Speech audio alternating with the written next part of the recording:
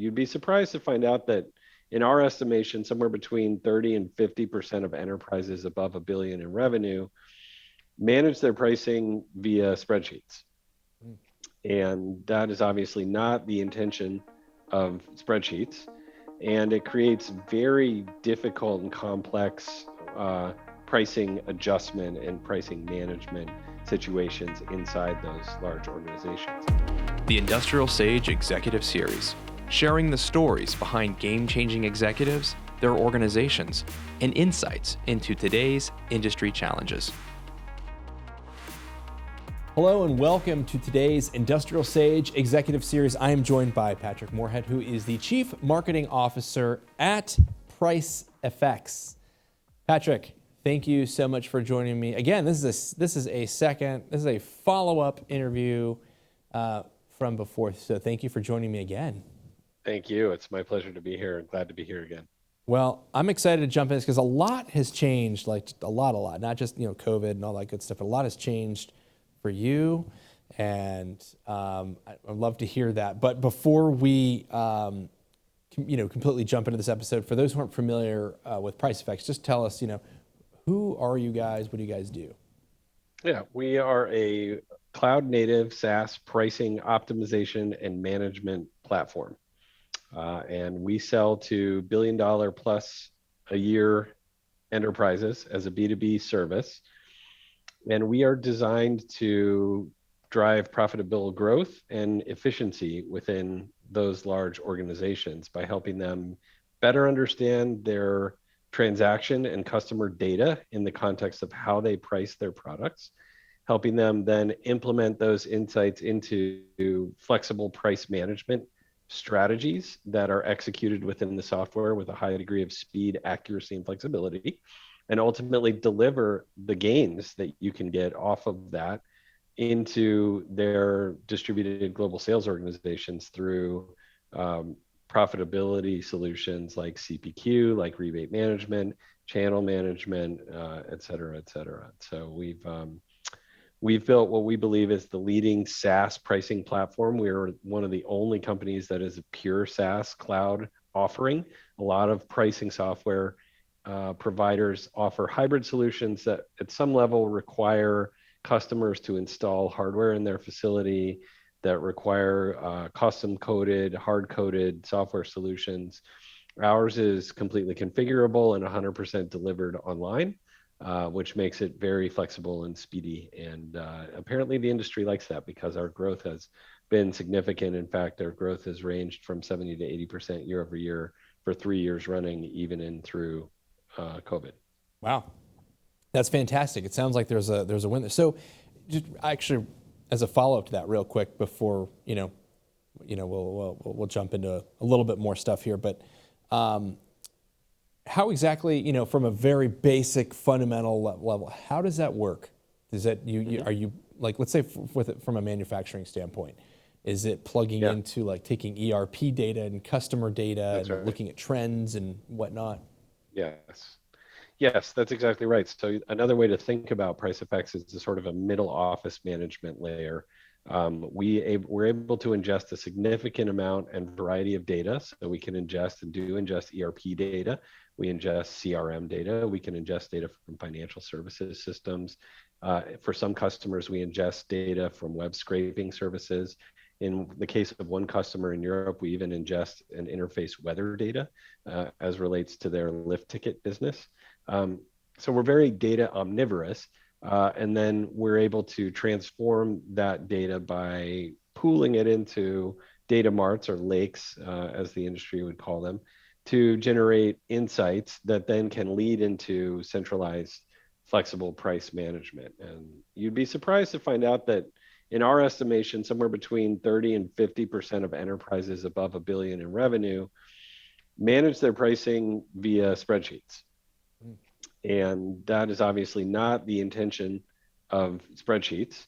And it creates very difficult and complex pricing adjustment and pricing management situations inside those large organizations. So PriceFX is really designed to sort of sit in the middle of sort of ERP and sales and as an ingestion point, but then also deliver prices that are optimized around, willingness to pay or cost of goods sold against inflation or index pricing on commodities. There's a whole range of strategies that can be deployed into the software that give the business the control to understand how to take price adjustments or how to offer promotions to customers without compromising their profitability and margin, and then be able to deliver those into the hands of the ground force sales and customer relationship managers in a way that gives them autonomy to action that centralized insight without, again, compromising visibility and transparency into how deals go to customers, and ultimately creating win-win situations for sales in the market, right? Of keeping customers happy, but also maintaining profitability for the organization as a whole. And obviously, this isn't exclusive to consumer products. I mean, from a B2C versus, I mean, there's a real strong play here, B2B, if you're dealing with. That's right. Distributors. We're primarily a B2B sales organization. Some of our customers are B2C, and so we work in sort of a B2B2C way, right? Mm-hmm. So in the retail genre, or in the case of ticket sales, for example, and customers like that. We also have a good portfolio of customers in distribution, which is kind of a hybrid world. We increasingly are building a business in and around food and beverage, not so much in the CPG manufacturer area, but more in the supply chain owners or industrial food suppliers. The Cisco's, right, of the world or whatever. Yeah, companies like that, right? Who, again, anybody that's sort of managing a highly complex set of products and product pricing on a massive sort of transactional volume, where orders are configured in the multiple millions of dollars per order, where you have sort of customer relationships where there's an ongoing cycle of new ordering, but rebate conditions that need to be accounted for existing inventory at the customer. And those are highly complex situations to think about managing in the context of a spreadsheet. So we bring this full automation to that function inside an organization that helps them trim down the amount of time it takes for them to respond to and generate quotes. It can help them really calibrate pricing on a product portfolio level. It can calibrate around regionality, right? So by country or by continent, they can calibrate different pricing schemas based on the business unit, and help business units in really large organizations understand the pricing of their partner business units in the context of one universe of logic. And what's new in that is optimization, and that's probably one of the big changes, right, for us as in the time that's passed since I spoke to you last, is the introduction of kind of a next-gen world-class price optimization that's powered by artificial intelligence as a core component of our product offering. That's fantastic. I mean, it sounds like, I would imagine you said there was a stat, was it 30 to 50% of companies that were $1 billion or above that, they're managing their prices based off of a spreadsheet. I see that totally. I can totally see that. Yeah. I would imagine that there's a lot of margin that is left on the table that is, able to be picked up to say, hey, listen, if we didn't realize that over here, looking across these two different departments, or even the same department, but across, in multiple territories or whatnot. Yeah. And there's a lot of in B2B still to this day around the world, there is a tremendous amount of pricing decision making that gets made sort of on the ground by the seller and the relationship manager, right? I know what they like to buy, or I know how they like to buy it, or generally try to keep things the same and keep the relationship stable. And a lot of that relationship work tends to involve gut pricing, right? So the instincts of the salesperson pricing a deal, which isn't necessarily bad, although it can quickly get out of whack when you have an organization that is attempting to manage global profitability or maintain global margin targets, et cetera, et cetera. So the advantage the software brings is efficiency to the business from a centralization point of view, with a high degree of flexibility, so that price changes and price strategy changes can be modeled, can be experimented with, and ultimately deployed pretty quickly.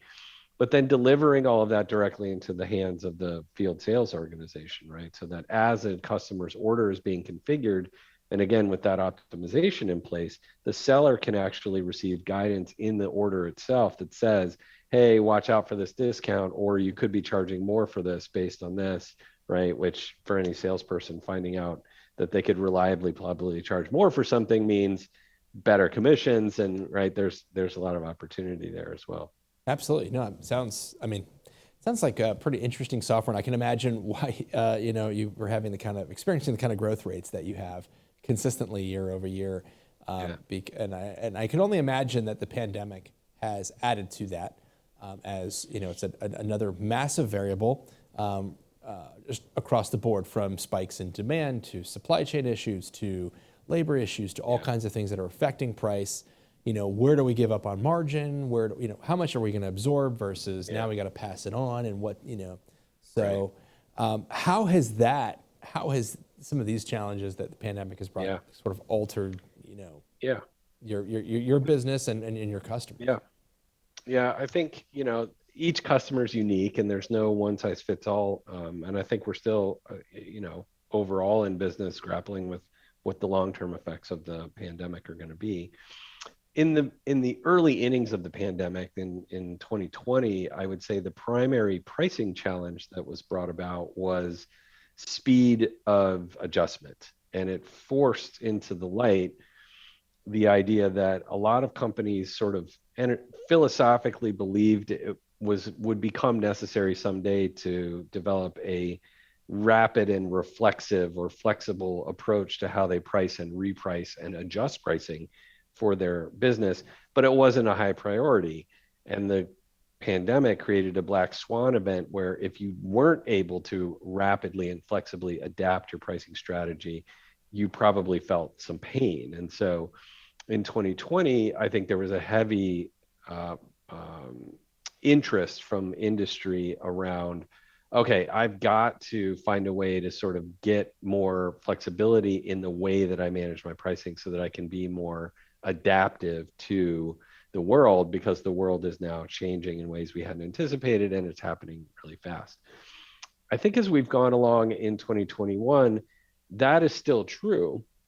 But I think now we're seeing some of the additional pressures from kind of the knock-on effects of the pandemic. And the current one is inflation, right? Where you've got the sort of the long-term butterfly effect of supply chain disruption, which is affecting commodity goods pricing. It's affecting distribution and logistics, and all that, is having a real tangible impact on sort of how do products get priced, not only products to consumers on the shelf, but business to business products. So you could look at the global microchip shortage. You could look at, the bicycle industry is another example. While we don't have any customers in the bicycle industry yet, maybe I will after your show.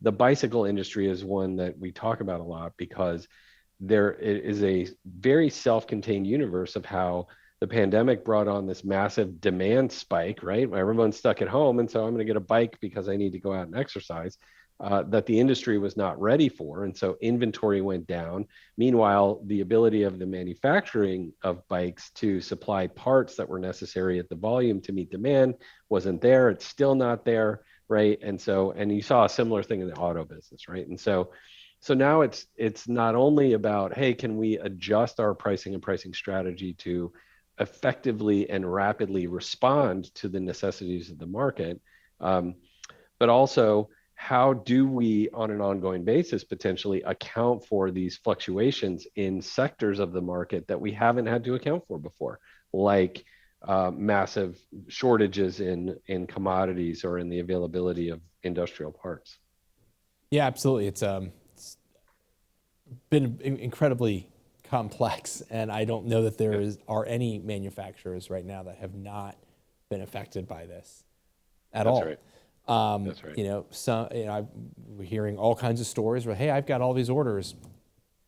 I don't have any bodies to actually go, any people to help, to go do this. Or, obviously automotive isn't a big thing. I'm just here across the board, GE refrigerators, between supply chain and labor, they normally run 3 shifts. They can't do it. They're, down to 1.5 or what. So it's a, and you look at the container ship situation that's going on the West Coast of the United States as another symptom of the same problem, right? So you have manufacturers that are succeeding in sort of building and delivering goods, but then the goods can't make the last mile because of capacity issues in the supply chain, right? And so then how do you account for, spoilage, slippage, or late delivery, and how does that, so trying to account for all that stuff via, cells and tabs in a spreadsheet, it quickly is obvious that it doesn't make sense. And this isn't to say that, pricing software is going to solve the problems of the world. But I think it has drawn a sharp focus around the idea that pricing and price management, pricing optimization in the context of things like ERP and CRM and how orders get configured and delivered to customers needs to become a critical core competency for large enterprise. Because now this potentially is the new normal, where you've got to have this sort of adaptability to say, we've got to make a different decision about pricing or price management in this region of the world than we do in this region, or we need to make a different decision about this tranche of our catalog versus this tranche, or how do you find growth? I mean, that's just a big question overall, and it's not as obvious as it used to be. And that's where that sort of that AI sort of optimized, enabled technology that's able to go and ingest your data and really come back and show you and say, hey, you're doing tons of promotions over here, but you're sort of consistently losing money on those promotions because of X, Y, and Z, right? This customer doesn't, it doesn't follow your MSRP guidelines, for example. Those kind of insights are a key to sort of unpacking the solution to those large systemic problems. Yeah, absolutely. I mean, of the things that have changed in the pandemic, and you mentioned new normal, and as we emerge, hopefully we emerge, who knows? We were talking about it before, who knows where we are, we're in, we're out, we're in, but as, 3 years from now, hopefully that's the safest estimate, 3 years from now, what of these changes do you think will remain, in place? Yeah, I don't, we talk about the pricing industry in our business as being a great business to be in because pricing is kind of a one direction trend. It's not going to get less important and it's not going to slow down. And we built software that's designed to help businesses adapt to that reality, that pricing, the way that you price your goods and services, and the way that pricing arrives to your customers is only going to become more and more important over time for you to have mastery of. And the speed at which you will need to be able to make decisions about those issues will become shorter and shorter, right?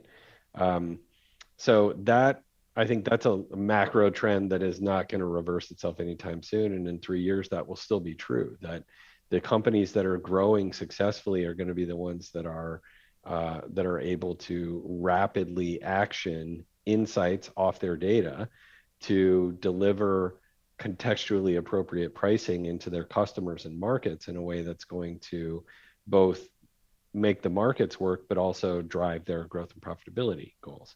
I think AI is not a fad. It's not a buzzword in pricing. I think it's here for real. I think it's still a buyer beware marketplace. I think there's a lot of companies talking about AI for pricing optimization, and it's important for buyers to really ask questions about what that means.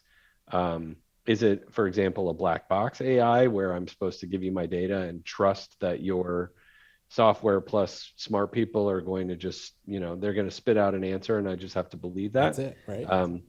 Right. There certainly are solutions like that. And we're, in one of the things we were able to do in 2020 during the early part of the pandemic was actually acquire a leading AI company. And that was one of the, that's one of the changes is for us is that was our first acquisition as a, kind of a scale up company. We bought a leading AI company out of France, and spent the balance of 2020 integrating that into our sort of core price management and price optimization offering. And that AI, I think, is really next generation in terms of both its power, but also its transparency. So we have a fully configurable AI solution. The algorithms are not protected. There's nothing that the capability of it is not proprietary to the point where a customer cannot go in and tinker with it. And, in partnership with us, can tinker with the AI to meet their needs. And so that's a key differentiator, I think, in our AI solution. But I think more and more pricing will become a focus, particularly in the senior leadership of enterprise, right? That C-suite and upper management will begin to pay more and more attention to it, because it has a really dramatic effect on the growth of a business when you get it right. And I believe that optimization and AI optimization will loom large in that conversation as well over the next 3 years. Yeah, absolutely. I mean, you're starting to see that just across, obviously, multiple industries, multiple solutions. The idea of how AI is the future, right? Yeah. AI, machine learning, as they go through this big digital transformation period, really, whether it's in your hardware, your actual, from a manufacturing standpoint, you're actually machining in your actual like physical assets, to the intangibles, the softwares, the data aspect, and how that is all, where that's connecting. And I think it's fascinating. You're able to uncover trends and optimize and see things in a way that you never could before, or you could, but it would just take you forever, right? Right. Or it'd be too expensive, and it'd be a massive lift, and there's a lot of spreadsheets you have to go through. So, if you had a magic wand, right, to like solve like one thing in your industry, what would that be? I think I'm probably not alone in my answer to this. I think that my colleagues at our competitors in the business would say the same thing, which is, I think I would wish that more executive leaders in more billion-plus enterprises were thinking and acting critically around their pricing strategy. And that's not necessarily new, but I would say it's been that way for some time, and I think it's slowly changing.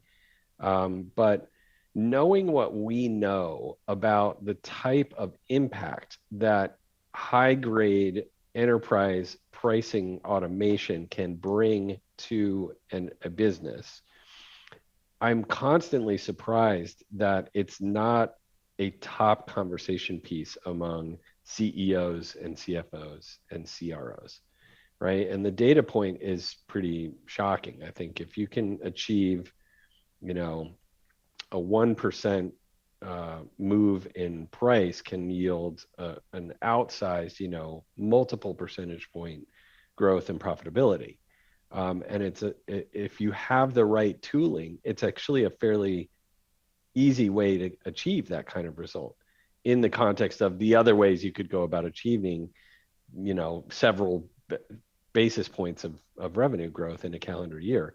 And then it comes to SaaS cloud solution like PriceFX, where the investment to sort of buy the full boat from PriceFX can be ROI within 12 months just on efficiency, right? Or on some combination of efficiency and revenue gain. So it's a very, once you understand it that way, it seems like a very obvious, simple choice to make for business leaders to install industrial grade pricing management and price optimization into their company. And yet it's not, right? It's just still sort of continues to be considered either a back office function, or it's sort of relegated down the command chain in organizations into, in the best case, pricing leaders or pricing departments. But in many cases, and in some of our customers, there isn't even staffing that's addressing pricing. It's sort of handled out of finance, or it's handled in sales. And so I would use my magic wand to create a light bulb to go off in the brains of CEOs and CFOs and CROs around the world, that pricing is actually the most efficient path to profitability that you have. And it's actually easier than you thought it was. That's a great bite. That's a great answer. I love, it's funny though too. We ask that question quite a bit, and that tends to be a very similar answer. I just wish that people would just understand that we've got. I totally get it, right? There's a lot of there's a lot of reasons for that. There's a lot of fires, a lot of other things, and I imagine I'm not super familiar with price optimization software. I mean, how new is it? Relative to everything else. Right. That's another interesting answer. So the answer is it's not new. Price management software has been around since the 80s, pre-internet. And that's sort of where, when I mention those hybrid solutions or providers that want to install machinery and custom software at the customer, that's them, right? Those technologies were invented in the 80s, and some of them were invented on mainframes. And so on-premise, the idea, on-premise. And so the idea of it and the solutions for it have been around for some time. We came on the scene, 6 or 7 years ago, really commercially started selling about 5 years ago. And we were different because we didn't have any hardware. We were 100% cloud delivered and 100% SaaS subscription, commercial terms. And that was big new change. And now I think if you look around the pricing software industry, everybody that we run up against has some kind of a cloud solution. It's another similar to the AI question, right? It's like, be asking questions about what that really means. Is it cloud hosted? Meaning it's the same software that you used to run on premise, except now it's on AWS, or is it cloud native, right? It's built for cloud delivery and cloud configuration. We are in the latter category. And I think the genre has been around for a while. I think awareness has been growing, and our business would reflect that. I think we're in the early innings of sort of cloud and SaaS pricing becoming a dominant staple of the way that middle office management is conducted in large enterprise.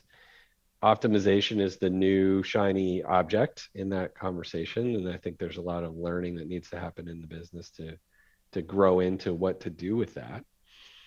And and I think the thing that's new, and it's related back to our previous conversation, is the sort of heightened importance of that capability, right? That the pandemic black swan event and the knock-on effects that we're experiencing today, I think are drawing a very sharp focus on the idea that you need to have some level of responsive mastery over how you're pricing your products to your customers, and that you can't do that in outdated technology, and you can't do it in isolation of all this data about the supply chain, or about the relationship with the customer, or regionality, or seasonality, or all these other factors. Yeah, makes a lot of sense. Interesting stuff. Big challenge, but also exciting. I mean, obviously you're doing something right. If you guys are, you have the growth rates that you are, and the needs are there, that companies are realizing that. So my last question is a little bit more of a personal on you. Yeah. What are you doing to kind of stay at the top of your game? Yeah. What is that? I have been really investigating over the last year how to transform this company into a content marketing and inbound sales organization. It's been that I think is the general trend among SaaS software providers, is to move in that direction. And much like AI, I think people talk about that a lot, but implementing it, or actually putting some teeth into it, right, in terms of what does that mean, is difficult. For us, I think I'm investing a lot of time in studying what it really means for the pricing industry to become a content marketer, not from the point of view of what content do we make, but how do we create marketing that serves customers in the form of answering their real questions, but also serves our sales organization in terms of helping them not spend all their time on the phone educating, but rather letting our marketing efforts educate our buyers so that by the time they meet our salespeople, they can have a really precise conversation about how we're going to work for them. And that's been interesting. So I've been making a lot of investments in our content marketing capability. As I look out into 2022, I'm eager to put some of that thinking to work. We're going to really ramp up video as a company, as both a tool for sellers, but also as a primary channel for our marketing efforts. So we're attempting to develop a YouTube channel that'll be kind of the first pricing channel on YouTube, which I'm excited about. And I'm keeping really close touch with the folks that are in that headspace in the business of marketing and software marketing about, what does it mean to evolve from content marketing as having thought leadership to content marketing as a service to the buyer, educating buyers through marketing. And I've really been enjoying this book recently by a gentleman named Marcus Sheridan, who wrote a book called They Ask You Answer. I think there's so much that's right about that book, and I'm stealing shamelessly many ideas from the book as we look at how we're going to build our content marketing organization at PriceFX. That's perfect. That's it right there. Just answer your customers' pressing challenges, their needs. That's it. It's easy, right? Boom. One. It's easy to say. Right. Exactly. Well, listen, Patrick, I've enjoyed our conversation. I'm sure we could probably go on for hours and hours. I think it's a really fascinating space. I think thank you. The technology that you're bringing in, certainly with what's going on in the world, even before that, to be honestly, there was a reason why you guys were on a growth track before that, but now companies realize, or are starting, I think, sounds like they're realizing more like, gosh, this is what levers do I have to pull it? Oh, maybe there's I'd never really paid attention to this one over here. That's right. Maybe we need to look at that exactly now. Right. So yeah, sounds like you for having me on, Danny. Good stuff. So, but yeah, thanks for spending some time, with us today, kind of sharing, learning a little bit more about you and PriceFX. Appreciate it. Thank you so much. All right. Well, that wraps today's episode, our executive series with Patrick Moorhead, who is the Chief Marketing Officer at PriceFX. You can learn more about them at pricefx.com. That's Price, Foxtrot, X-ray.com. It's the letters. We'll have the link in the notes so you can go check them out. So that's all I got for you today. Thank you so much for watching or listening. If you are not on our email list, I highly recommend get on that. Get on it today, because you're missing out some valuable insights here to learn about what other companies, peers, you learn about new technology like PriceFX that's coming in, learning about different solutions and what some of your peers are doing to really adjust and pivot with the pandemic and all the great things that life has thrown at us over the last 2 years. So thank you so much, and I'll be back next week with another episode on Industrial Sage. Thank you for joining us for this week's episode. Get notified every time there's a new episode by signing up for our email newsletters. You can also subscribe wherever you get your podcasts. And while you're there, please leave us a review so more industrial professionals can find us. Want us to tell your story? Go to industrialsage.com. This week's episode was produced by Rika Wiersma, filmed and edited by Optimum Productions, and our executive producer is Danny Gonzalez. Thank you for watching Industrial Sage.